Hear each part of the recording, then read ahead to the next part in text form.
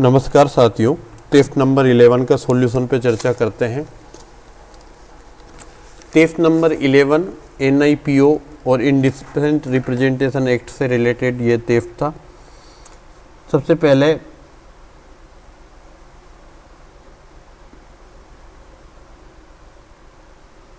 कि 138 के अपराध के गठन के लिए क्या पूर्वभव्य शर्तें हैं, तो सेक्शन 138 के प्रोविजो में ही ये तीनों शर्तें दे रखी है कि अपराध कब बनता है।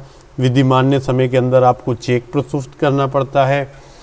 फिर चेक प्रस्तुत करने के बाद वो डिसऑनर हो जाता है तो उसका डिसऑनर होने के आशय के साथ कि आप पेमेंट करो, ऐसी सूचना चेक के लेखीवाल को देते हैं। लेखीवाल 15 दिन के अंदर पेमेंट करने में अगर डिफॉल्ट करता है जब अपराध का गठन होता है। ठीक है। क्वेश्चन नंबर 2 की बात करें तो सेक्शन 14 ऑफ PO एक्ट से ये क्वेश्चन है। क्वेश्चन नंबर 3 की बात करें तो section 2C of indecent representation act IRA, indecent representation act. कई बच्चे पूछ रहे थे क्या शॉर्ट फॉर्म यूज की जा सकती है किसी पेपर के अंतर्गत। आप लिखना चाहो जैसे CCL है, CNCP है, क्या ये लिख सकते हैं, या CRPC लिख सकते हैं। देखो एक्ट का नाम अगर शॉर्ट में लिख रहे हो चलेगा, कोई इशू नहीं है, पर जैसे CCL CNCP लिख रहे हो तो एक बार आपको फुल फॉर्म लिखनी पड़ेगी, child in conflict with law. ठीक है, कन्फ्लिक्ट विद लॉ। फिर उसके कोष्टक में आपको CCL लिखना पड़ेगा। उसके बाद आप कितनी भी बार उस क्वेश्चन में CCL यूज करो, नो इशू। ठीक है, एक बार आपको फुल फॉर्म लिखनी है, कोष्टक में उसका एप्रिसिएशन जो भी आप लिखना चाह रहे हो, उसके बाद आप फुल फॉर्म की जगह आप शॉर्ट फॉर्म यूज कर सकते हो। बाकी आप CRPC लिखते हो कि CRPC में किसी बात की, CRPC में हिंदी वाले हो तो आप कोशिश करो कि दंड प्रक्रिया संहिता ही लिखें। दंड प्रक्रिया संहिता में किसी बात के होते हुए भी CRPC इंग्लिश वाले लिख सकते हैं, कोई इशू नहीं है। JJ एक्ट लिख रहे हो तो JJ एक्ट लिख दो, जुवेनाइल जस्टिस एक्ट लिखते हो, कोई भी इशू नहीं है। ठीक है, कोई खास बात नहीं है, इससे ज़्यादा फर्क नहीं पड़ता है। वहाँ आपका आंसर से उनको ज़्यादा मतलब है। क्वेश्चन नंबर 4 का आंसर पे चर्चा करते हैं। Section 6 of indecent representation act. ठीक है, उसके बाद क्वेश्चन नंबर 5 पे चर्चा करते हैं। प्रिजम्पशन की बात कर रहा है सेक्शन 139, 140, 146। 3 प्रिजम्पशन है NI एक्ट के अंतर्गत, तीनों चीज़ें यहाँ तो ठीक है सीधा प्रिजम्पशन लिख रहा है, यहाँ बचाव नहीं ले सकता। मतलब आप कंप्लेंट करने वाले की तरफ प्रिजम्पशन करके चल रहे हो कि सामने वाला डिफेंस नहीं ले सकता। हमने इसके पक्ष में प्रिजम्पशन कर ली कि आपको पता होना चाहिए था। 146 में क्या प्रिजम्पशन है कि अगर कोई मेमोरेंडम बैंक की तरफ से आया जाता है तो उससे एज एविडेंस लिया जाएगा जब तक आप उससे एडवर्स में जाकर कुछ चीज़ें साबित नहीं कर दे। तो तीनों प्रिजम्पशन का रूप है, तीनों को लिखे प्रिजम्पशन में। क्वेश्चन नंबर 6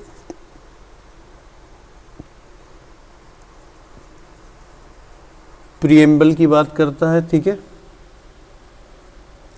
किसकी? PO एक्ट की। PO एक्ट क्यों बनाया गया था? यह कल्याणकारी अधिनियम था और किसका कल्याण कर रहा था?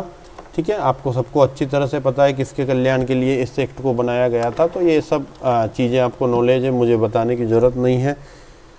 प्रीएम्बल किसी भी एक्ट के धारा 1 शुरू होने से पहले जो कुछ लिखा रहता है, सेक्शन की बड़ा सा नाम लिखा रहता है बेयर एक्ट का, और धारा 1 शुरू होता है, उनके बीच में जो कुछ लिखा हुआ है प्रीएम्बल होता है। ठीक है, क्वेश्चन नंबर 7 पर चर्चा करें तो क्वेश्चन नंबर 7 सेक्शन 138 और 143 से इसका आंसर बनता है। ठीक है, दोनों मामलों में, समन मामले और समरी मामलों में, दोनों में 138 143 से इसका आंसर बनेगा।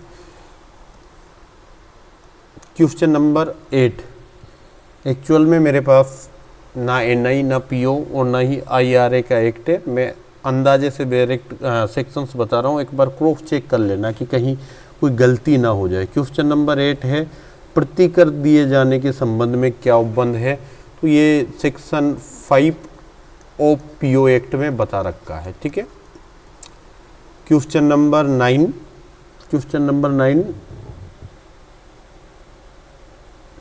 सेक्शन 147 आप कह रहे हो एक लाइन का है, आंसर कैसे लिखेंगे। इसके बाद आप केस लिखो, एक तो कंचन मेहता का, Kanchan Mehta versus meters and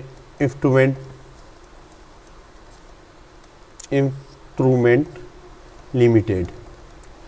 इस केस में यही चला था कि क्या कोई व्यक्ति अगर लास्ट स्टेज पे जाके भी पैसा चुका दे तो क्या उसे भी घीसा जा सकता है कि नहीं, अब हम कम अपराध को कंपाउंड नहीं करेंगे। तो ये सारा मामला इसमें चला था। और भी आप सैयद बाबा लाल का मामला था एक, उसको देख सकते हैं।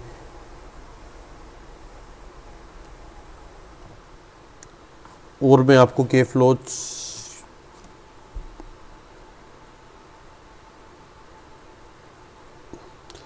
एक शायद रंगप्पा श्री मोहन का मामला है। ऐसे कई मामले हैं जिनमें ये चीज़ कही कि कंपाउंडेबल मामला, अगर कोई पैसा चुका देता है तो अपराध का कंपाउंड करो और छोड़ दो। ठीक है, क्योंकि ये नेचर क्रिमिनल नेचर का भले ही एक्ट है पर एक्चुअल में पैसे की वसूली का मामला है, सिविल नेचर का मामला है। तो इसमें आप कोशिश करो कि अगर कोई पेमेंट चुका रहा है तो उसको अपराध को कंपाउंड कर दो। कंचन मेहता में बड़ी लंबी चौड़ी गाइडलाइन दी थी, इसी से पूरा आंसर तैयार हो जाएगा। Question number 10, section 144। ठीक है, क्वेश्चन नंबर 11 की बात करें तो क्वेश्चन नंबर 11 प्रॉब्लम वाला अच्छा क्वेश्चन है। आईपीसी का सेक्शन 304 का सेकंड क्लोज। आई थिंक यहाँ पर 10 ईयर तक की पनिशमेंट होनी चाहिए।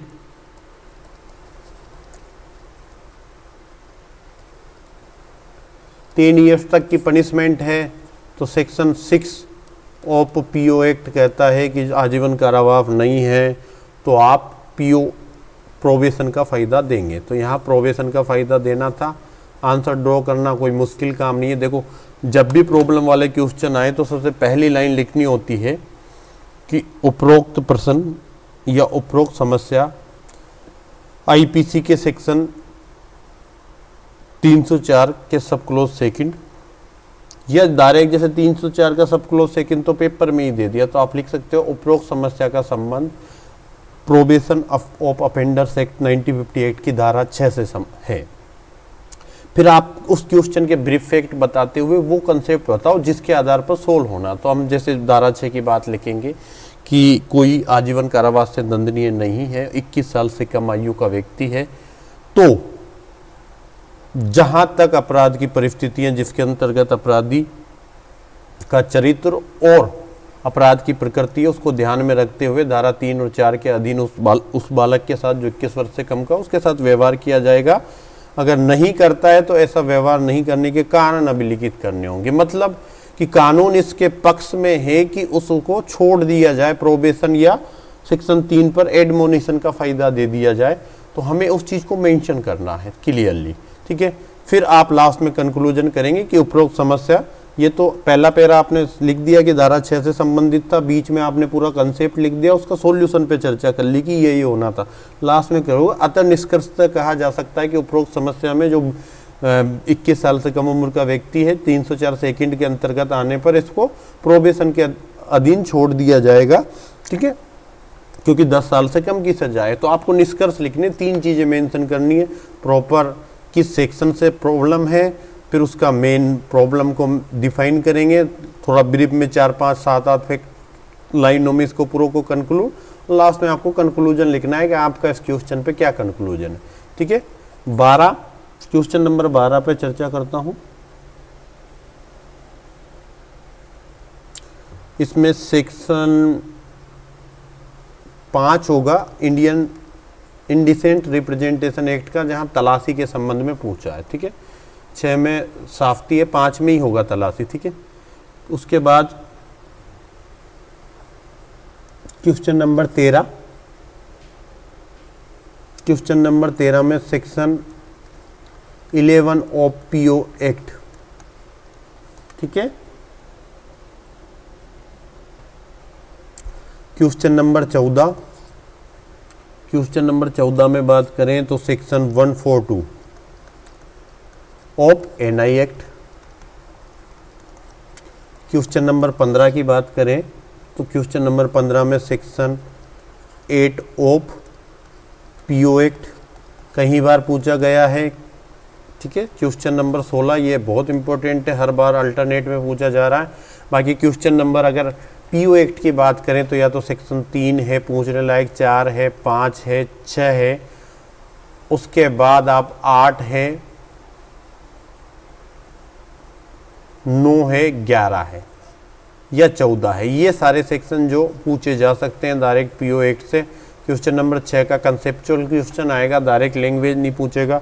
बाकी आपसे सेक्शन 3, 4 आज तक पूछा नहीं गया क्योंकि ये 360 ऑफ सीआरपीसी से रिलेटेड है, वहाँ पूछते नहीं। तो संभावना 11, 14, 8, 9, 5 इनकी ही रहती है। क्वेश्चन नंबर 16 3 नंबर का क्वेश्चन आता है पीओ एक्ट से। क्वेश्चन नंबर 16 पे चर्चा करता हूँ। सेक्शन 141 से ये क्वेश्चन है, 2018 या 21 के मेंस में पूछा गया था।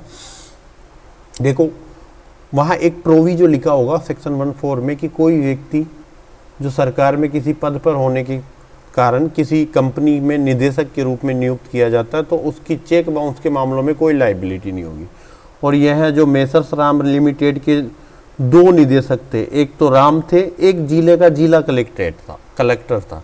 तो जिला कलेक्टर होने के नाते उसको निदेशक नियुक्त किया था, तो उसकी कोई प्रकार की लाइबिलिटी नहीं होगी। सेक्शन 141 लिख दे, उसके प्रोविजो की चर्चा करें।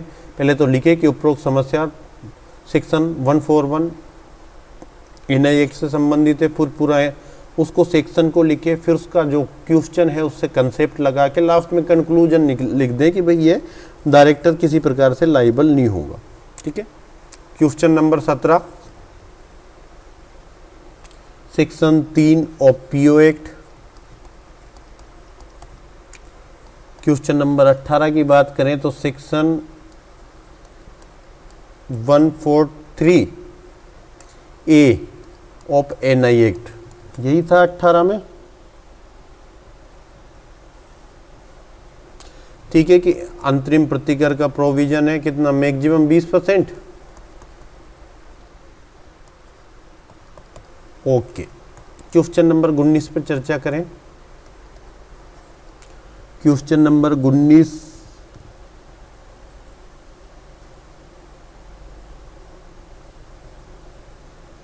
देखो किस प्रकृति का अपराध समझेंगे। समनीय लिख रखा है, कोई इशू नहीं है। असंज्ञेय अपराध है, परिवाद पर होता है। ठीक है, और जमानती है, जमानत के संबंध में कोई स्पष्ट प्रोविजन नहीं है कि जमानत देना है नहीं देना। आमतौर पर जमानत दे दी जाती है, तो आप मैक्सिमम इनका नेचर के फ्लो लिख सकते हैं। ठीक है, योगेंद्र प्रताप खींची वाला लिख दो, कंचन मेहता का लिख दो। बाकी 148 ए लिखना है एक तो आपको। ठीक है, क्योंकि ये अपील मामले में अलग से सकती है कि आप मिनिमम 20% प्रतिकर लगा सकते हो, जो कहीं तक भी जा सकता है, 20 से कम नहीं होगा। अपील न्यायालय की शक्तियों की बात करो तो फिर आपको 386 ऑफ सीआरपीसी पे जाकर वहाँ से अपील न्यायालय की कुछ शक्तियाँ लिखनी होंगी। जैसे किसी को भी समन कर देता है, रिमांड करने की पावर होती है, मामले को अंतिम रूप से डिसाइड करने की पावर होती है। तो वहाँ जो अपील न्यायालय की शक्तियाँ हैं ना, देखो ऐसे क्वेश्चन कई बार आते हैं जो दूसरे सेक्शन से, क्योंकि ये क्रिमिनल एक्ट है और यहाँ अपील न्यायालय की शक्ति 148 ए नहीं होगा, ये 148 है। तो यहाँ 148 ही अपील न्यायालय की शक्तियाँ बता रखी है। और शक्तियाँ कहाँ से लानी है? अपील न्यायालय की शक्तियाँ सीआरपीसी के सेक्शन 386 से लेकर आनी है और वो यहाँ पे डाल के लिख देनी है। क्वेश्चन नंबर देखो, बेटर आंसर यही होता है क्योंकि क्रिमिनल एक्ट ये है, क्रिमिनल सीआरपीसी है। तो अगर कोई प्रोविजन यहाँ एक्सप्रेसली नहीं बताया गया है तो हम सीआरपीसी से ही मदद लेते हैं। Question number 20 section 9 of PO act. Question number 21 की बात करें तो सेक्शन 143 एंड 260 से 265 दोनों में समरी प्रोसीजर में 265 सीआरपीसी में क्या क्या अंतर है। साथ में 145 भी लिखे कि यहाँ जो आप एविडेंस लेते हो और वहाँ एविडेंस लेते हो उनमें क्या क्या अंतर चीज़ें होता है। ठीक है, मुझे नहीं लगता कि कोई ज़्यादा दिक्कत वाली बात थी इस क्वेश्चन में। ठीक है,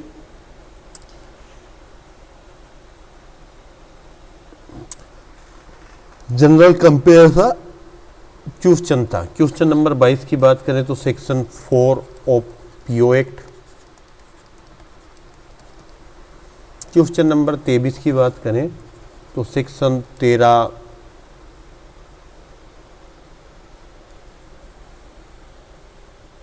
ठीक है, परिवीक्षा अधिकारी को सेक्शन 13 से डिफाइन करोगे पीओ में।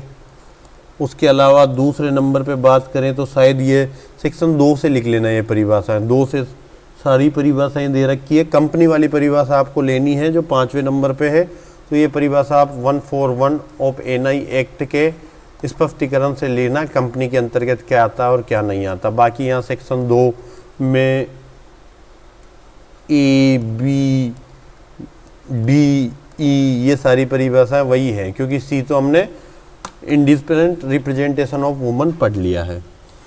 तो मेरे हिसाब से दोनों टेस्ट बहुत इजी थे, कोई दिक्कत वाली बात होनी नहीं चाहिए, लगभग हमने सारे क्वेश्चन कवर कर लिए हैं।